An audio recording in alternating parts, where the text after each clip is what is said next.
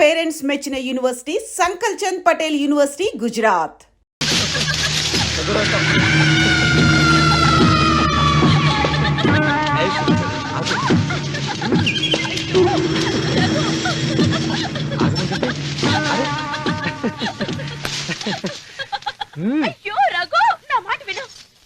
ఏంటి సులోచన ఇది? ఎన్నాళ్ళలో ముట్టుకోకుండా బ్రహ్మచారిలో ఉండమంటావు? అది కాదు రఘు, నా మాట విను. ఏంటి కాదు? ఇంతకీ మన ప్రేమ విషయం మీ నాయనంతో చెప్పావు లేదా? లేదు. చెప్పవు. నీ వల్ల కాదు. నేనే మా నాన్నతో మన ప్రేమ సంగతి చెప్పేస్తాను. ఏమొద్దు, నేను చెప్పేస్తాను. నువ్వు ఊరుకో. నేను చెప్పేస్తాను.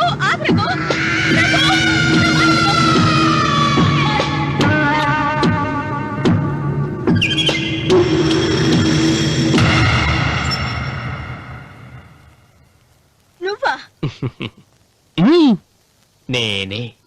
ఎందుకొచ్చావు? నువ్వు మా నాన్నని చెప్పిన రాక్షసుడివి అంటావు. వెంటనే వెళ్ళకపోతే నిన్ను చంపేస్తాను అంటావు కదమ్మా.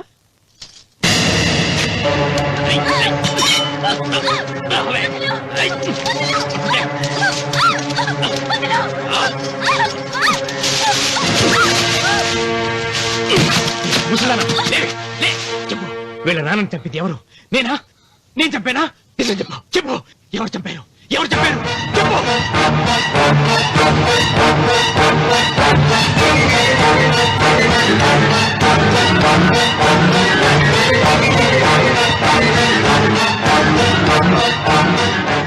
ఎన్నాళ్ళు ఈ నిజం ఎందుకు చెప్పలేదు? నీ ప్రాణం కాపాడడానికి. నీకు నిజం తెలిస్తే నిన్ను చంపేస్తాడేమోనని భయంతో నీకు చెప్పుండదు. పాపానికి ప్రాయశ్చిత్తం కావాలమ్మా. దానికి మార్గం నేను చెప్తాను. మనం ప్రతీకారం తీర్చుకోవాలి. నీకు రఘు దక్కేలా నేను చేస్తాను. నీ తండ్రి చావుకి పగ తీరేలా చేస్తాను. ఆలోచించు.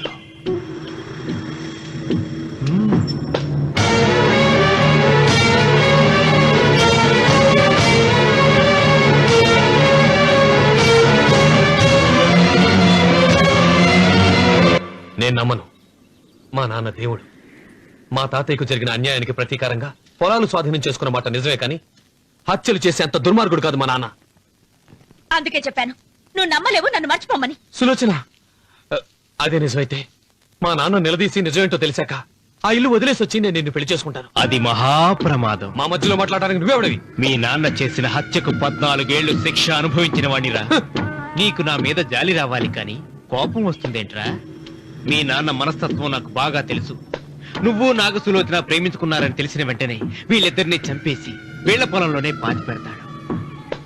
నా మాట విను, ఇంకేం ఆలోచించుకో. నా మాట విను.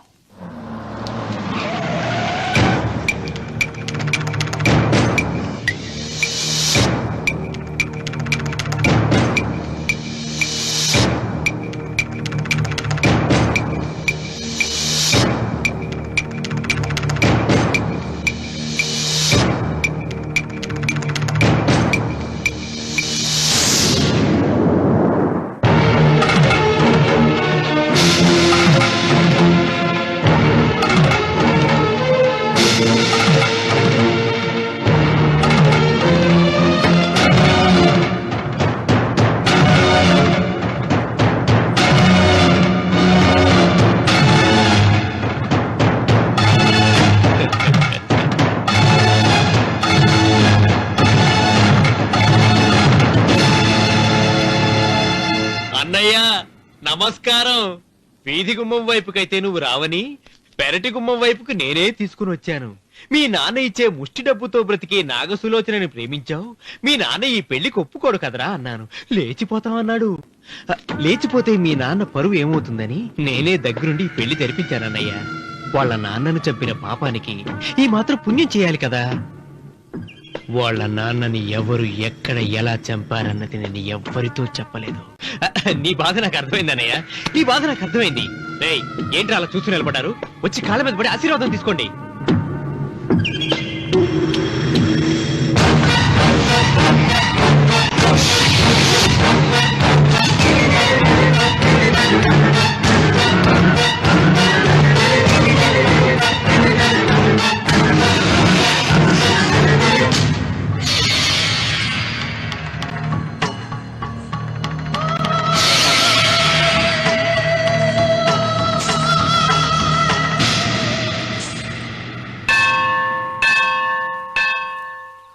అమ్మా 100 ఎకరాల ఆశావినని చెప్పినందుకు 30-70 అనే పిల్లని పరిచయం చేసి పెద్ద శిక్ష చేసావు తల్లి.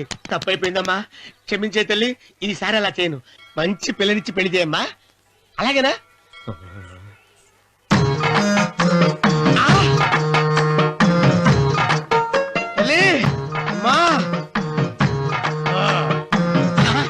అమ్మా, సూపర్ ఫిగర్ తల్లి.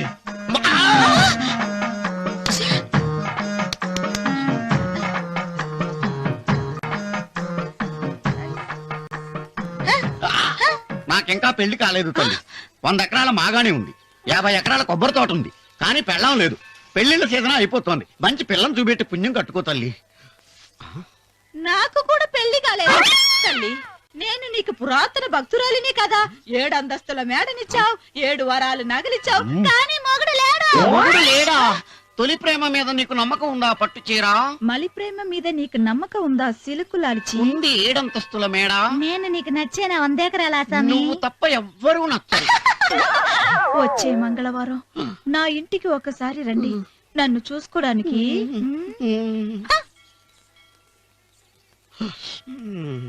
తొలి ప్రేమలు అంత తడిచిపోయావా? తడిసి ముద్దయిపోయాను.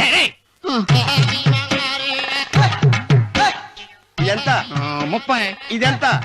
70. అంతే కదా. ఆ.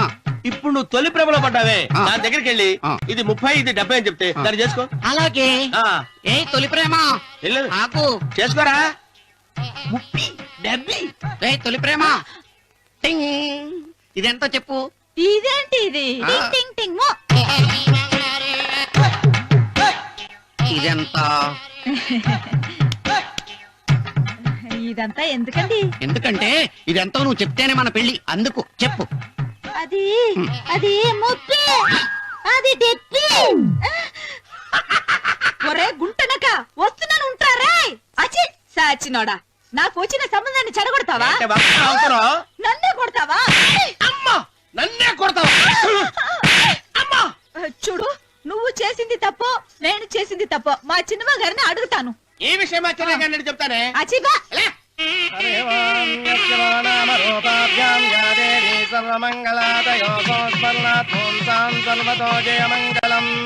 శ్రీమంగళ గౌరీ దేవతాయే నమః. అమ్మా, తమ రెండో కోడను కూడా తీసుకొచ్చి కూర్చోబెట్టండి.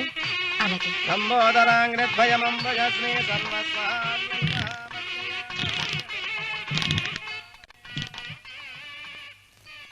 ఏంటమ్మా ఇంకా అలాగే ఉన్నావు? నువ్వు ఈ పూజకి ఏర్పాటు చేయమంటేనేగా మీ మామగారికి ఇష్టం లేకపోయినా ఒప్పించాను. అందరూ వచ్చేసారు. చీర మార్చుకుంటా. నాకున్న చీరల్లో ఇదే మంచిది. నా దగ్గర పట్టు చీరను తీసుకో. మీరు కట్టి విడిచిందా? లేదమ్మా, కొత్త పట్టు చీర ఉంది. వద్దులేండి. పోనీ నాగలైనా పెట్టుకోమా. మీరు పెట్టుకోక మిగిలినవా? కాదమ్మా, నా దగ్గర 7 వారాల నగలున్నాయి. దేవుళ్ళకు కావాల్సింది చీరలు నగలు కాదు, భక్తి. వస్తున్నాను, పదండి.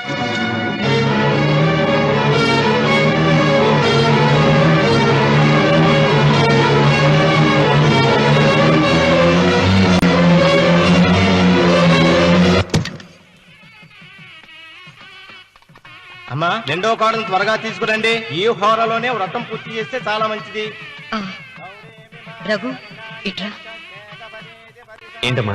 వెళ్ళి సులోచన త్వరగా తీసురా. అలాగే.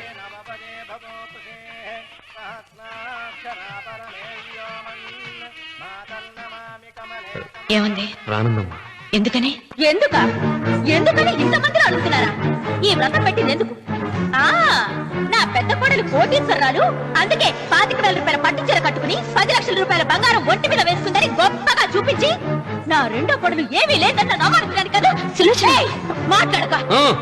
అమ్మా, నీ కొత్త పట్టు చీర నగలు తనకి ఇవ్వమ్మా. ఇస్తానన్నాను రా, తానే వద్దంది. అయ్యో అయ్యో అయ్యో, ఎంత అబద్ధం! ఇస్తానన్నారా? మీరు ఇస్తానన్నారా? సుతరా సుతరా, ఎంత అబద్ధం ఆడుతున్నారు! నీ మొహానికి ఈ నేత చీర వస్తున్నారు చాలే అనలేదు. నాగసులోచన, మీరు అలా అన్నారని ఈ ఇంటి మూలంగా చచ్చిపోయిన మా నాన్న మీద ఒట్టేసి చెప్తున్నారు. మీరు మీ ఆయన మీద ఒట్టేసి చెప్పండి. నేను మా ఆయన మీద ఒట్టేసి చెప్తున్నా. ముత్తైదువులను పిలిపించింది పసుపు కుంకుమలు గాజులు ఇచ్చి పంపటానికి గాని, ఈ ఇంటి 4 గోడల మధ్య జరిగిన దానికి సాక్ష్యాలు రుజువులు ఇప్పించి పంపటానికి కాదు. నాగసులోచన, ఈ ఇంటికి 2 సింహద్వారాలున్నాయి.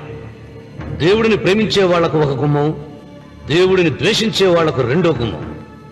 నీ ఇష్టం వచ్చిన గుమ్మం వైపు నువ్వు వెళ్ళవచ్చు.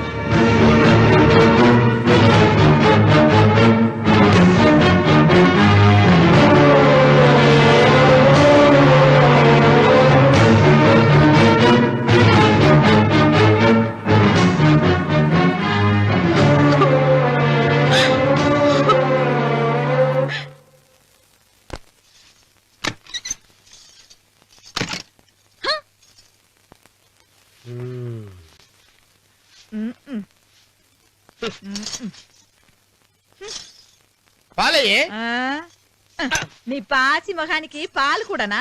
సగం నేను తాగి సగం పిల్లికి పెట్టా. ఇందులో కాస్త ఎంత మంది కూడా కలుపుకోపోయావా? తేడా విరగడేది. అసలు నిన్ను అనుకుని ప్రయత్నం లేదే. నిన్ను నాకు కట్టబెట్టిన మా చెన్నయ్య గారిని అనాలి. నేను కూడా మా చిన్నమ్మ గారు బలవంతం చేస్తేనే నిన్నే చేసుకున్నాడు రా చచ్చినోడా. అయ్యో ఎంత పోసు కొట్టావయ్యా. 100 ఎకరాలు ఎగసాయ అన్నావు. నువ్వు సర్ది కూడా అన్నప్పుడే నేను తెలుసుకోవాల్సింది. నీ కాడగానా? నువ్వు తక్కువ చేసావా? 30, 70 అన్నప్పుడు నేను అర్థం చేసుకోవాల్సిందే. పట్టు చీర కట్టి మీ అమ్మాయి గారి నగలని దిగేసి సిగ్గుపడుతూ వచ్చి ఇలా కూర్చున్నావే. అసలు నీ దగ్గర ఏం ఆస్తుందని నేను చూసి ఏంటి రాస్తున్నావు? అమ్మో అన్నవరం తగ్గు అన్నవరం తగ్గు అయ్యా అయ్యా అయ్యా అయ్యా అయ్యా అయ్యా అయ్యా అయ్యా అయ్యా అయ్యా అయ్యా అయ్యా అయ్యా అయ్యా అయ్యా అయ్యా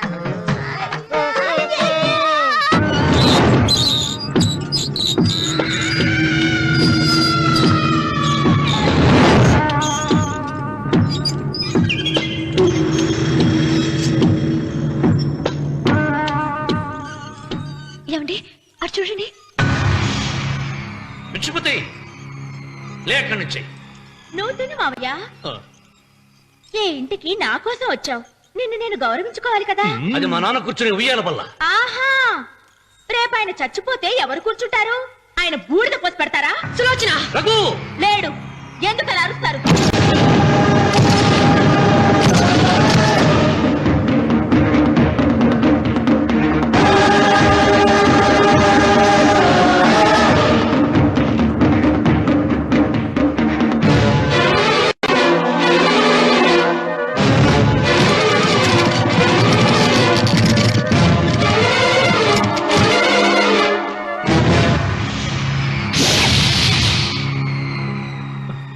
కూర్చో. నువ్వు ఈ ఉయ్యాల బల్ల మించి లేచావంటే నన్ను చప్పుకు తిన్నట్టే. అన్వర్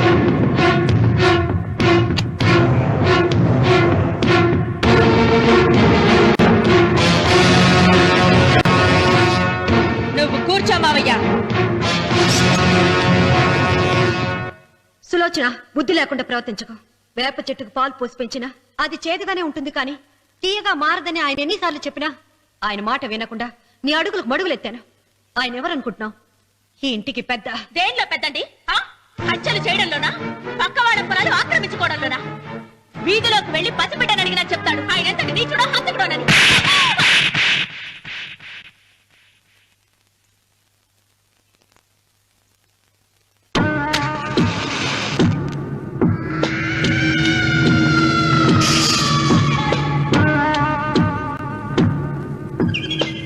అమ్మా నువ్వెన్నైనా చెప్పు, నా భార్య మీద చేయి చేసుకోవడం నేను సహించలేను. రఘు, అన్నయ్య నీ భార్య మీద చేయి చేసుకోవడం తప్పే, కానీ దానికోసం వాటాలు పంచమని చెప్పడం న్యాయం కాదురా.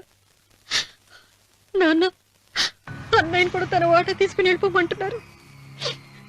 కావాలంటే నేను నీ భార్య కాళ్ళు పట్టుకుని క్షమాపణ చెప్తాను రా. అమ్మమ్మమ్మమ్మమ్మమ్మమ్మమ్మమ్మ, నేను 100 సార్లు మీ కాళ్ళు పట్టుకుంటాను. మా బతికేదో మమ్మల్ని బతకనివ్వండి. ఏంటి నించున్నారు? రండి, అక్కడ ఎదురు చూస్తున్నారు. చేసిందంతా చేసి కాళ్ళు పట్టుకుంటుందట మా అతను. నీ కన్నీళ్లకు రాళ్లు కరుగుతాయి గాని కన్నవాళ్లు కరగరు సీత. సీత, వాళ్ళు చిన్నపిల్లలుగా ఉండేటప్పుడు ఎంత సంతోషంగా ఉండేవాళ్ళం. వాళ్ళు పెరుగుతుంటే ఆ సంతోషం తరిగిపోతూ ఉంటుంది. వాళ్ళు మన భుజం దాటి పెరిగాక ఇక గడప దాటి ఎప్పుడు వెళ్ళిపోతారా అని ఎదురు చూడటమే మన పని. బాధపడకు.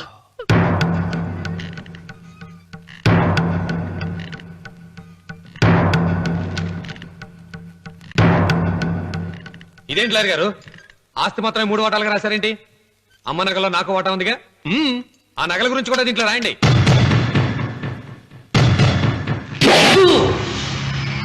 అది మీ తాత పిత్రార్జితం కాదు, నా స్వార్జితం కాదు. నా భార్య స్త్రీధనం. అందులో వాటా ఎవరికి రాదు, లేదు. ఓహో, అమ్మ గదిలోకి వచ్చి ఏడిస్తే నా మీద ప్రేమ అనుకున్నాను. నగలివ్వాలని ఏడుపా. ఈ ఏడుపేదో నన్ను కనక ముందు ఏడవాలి.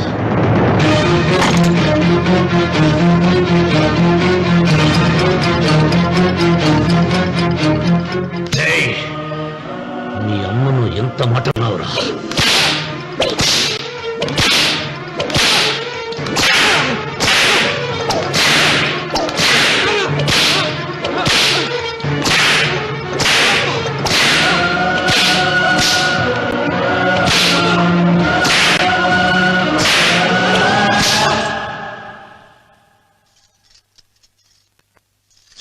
మీరేం పెద్ద మనిషి అండి?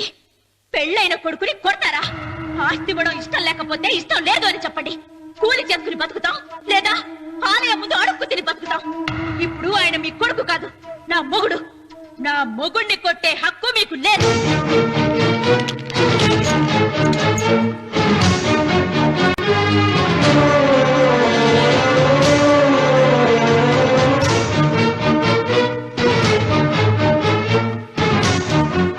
రఘు, నీకు కావాల్సింది ఈ నగలేగా, తీసుకొచ్చాను.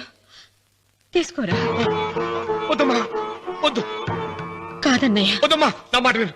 ఒక తల్లి కడుపున పుట్టకపోయినా నన్ను అన్నయ్య అని పిలిచావు. నా ఇల్లు నీకు పుట్టిల్లమ్మా. ఆడపడుచు బతికుండగా పుట్టిన నగలు పంచడం శుభం కాదమ్మా, శుభం కాదు. రే రఘు, ఆ నగలి బదులుగా నా పొలం, నా ఇంట్లో ఉన్న బంగారంతో నీకు ఇచ్చేస్తాను. తీసుకెళ్ళిపోరా. అలాగే లాయర్ గారు, అవి కూడా రాయండి.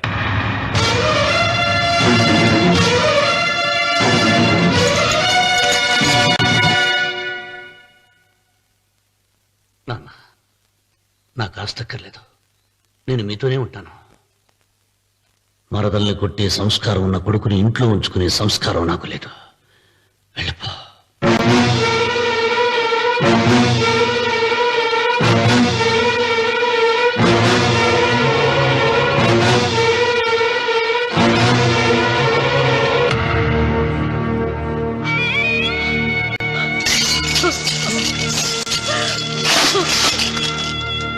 సీతమ్మ, అమ్మ సీతమ్మ, సీతమ్మ.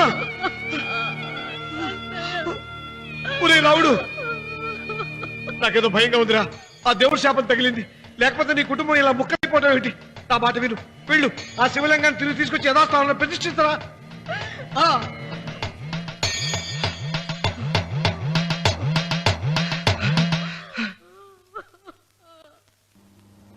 ఇదేమిట్రా రావుడు, శివలింగాన్ని తీసుకొస్తానని బయలుదేరి ఆలయం దగ్గర తీసుకొచ్చావేంటి?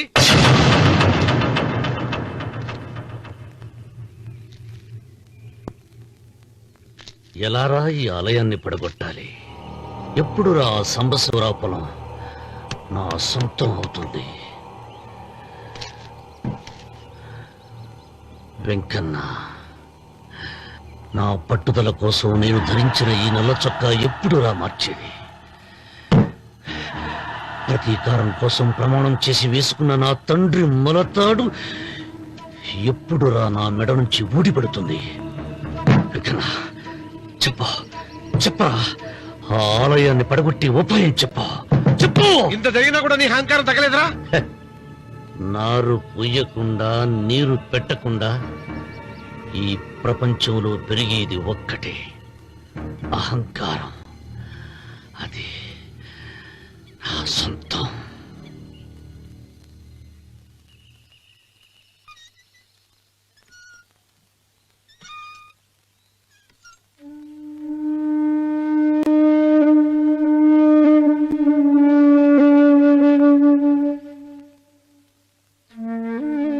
పిల్లలు వెళ్ళిపోయారు,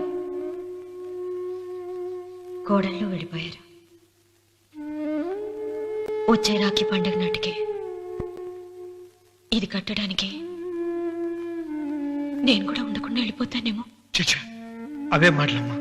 నువ్వు నిండు 100 ఏళ్లు బతకాలమ్మా. 15 రోజులు కూడా పిల్లలు లేకుండా బతకలేకపోతున్నదని నూరేళ్ళెలా బ్రతకలన్నయ్య.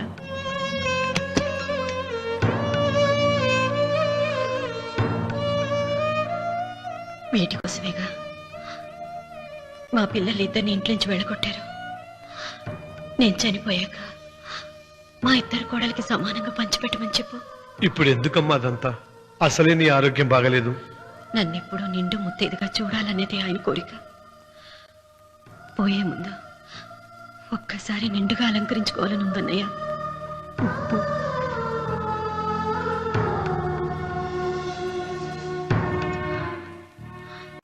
ఈ అన్నయ్య లేకపోతే నా ఈ కోరిక తీరేది కాదు.